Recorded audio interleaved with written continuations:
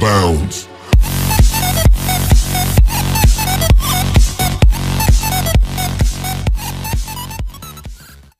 Hey guys, welcome to my channel Multimeter. Last time I showed you guys the basics of this multimeter. Today I'm going to show you its applications, so just teaching you about the continuity and testing voltage.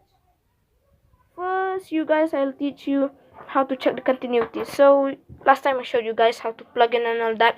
I've plugged in continuity and resistance, set it up to 200 ohm and beeping. Then I'll just take this red test lead and the black test lead, just put it in your fuse and you can hear the beeping sound. 1 minute. There, you can hear the beeping sound because this fuse wire is still intact, so it conducts electricity through the positive test lead to the negative, so it will work. It means that the continuity is still going on, so this fuse is still working.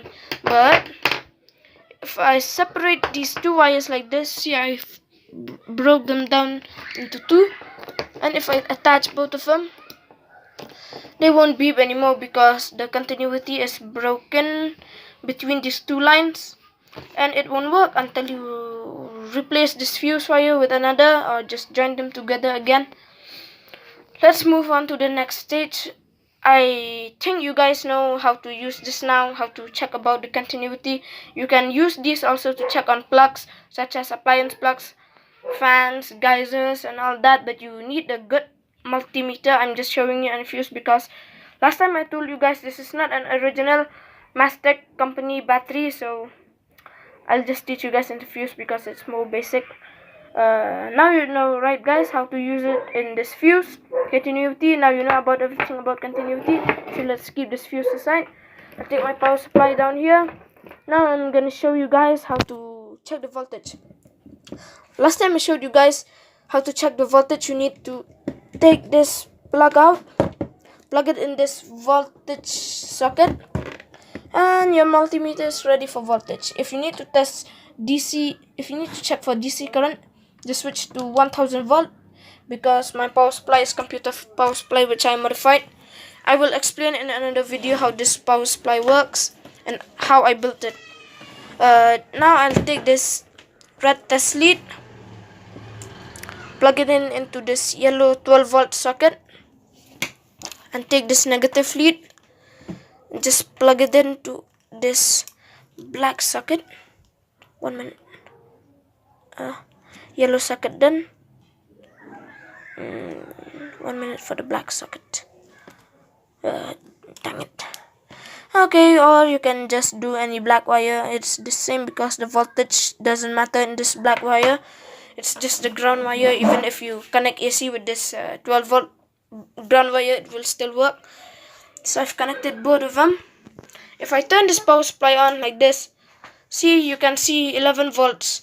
My multimeter is showing a little bit less. It should be 12 volt because my multimeter, well, you know about the battery and stuff. My multimeter is showing 11 volts, and this is about the DC current, 11 volts. It should be 12 volts, but it's showing 11. Now I'm going to show you how to check AC current, alternating current. This is direct current. This is short form of direct current is DC. Short form of alternating current is AC, so let's test AC now. Turn this power supply off, take these leads off, and just move this power supply right off. Now I'll just show you guys. I'll take my socket closer for you guys. 1 minute. There we go. Now we've got a socket. I'm gonna take this power supply off now. And it's very easy, guys. Just remember to switch this to 750 volts so that it will turn into AC mode. See this AC logo? Just, you know how to do this. Plug it in like this. Just plug another test lead. Let's just hope this works. Turn it on, and you'll see that 222 volts. It should be the 223, but about my multimeter. Now it's showing 222 volt AC. If you want DC, you just switch to 1000 volts. It would be very easy, so just plug it in like this to this, socket, and you know how to plug it in the power supply. It would be very easy for all of you. And just turn it off. I'm gonna show you guys about the amps. Move this multimeter to 20 amps. I showed you guys last time. Okay guys, I'm back. Turn this on, then just move it like this. It should work. I don't know why it isn't working. I guess I moved it to the wrong one, so it won't work. Move it to 200 amps. Still won't work. 1000 amp, it won't never work anyway. So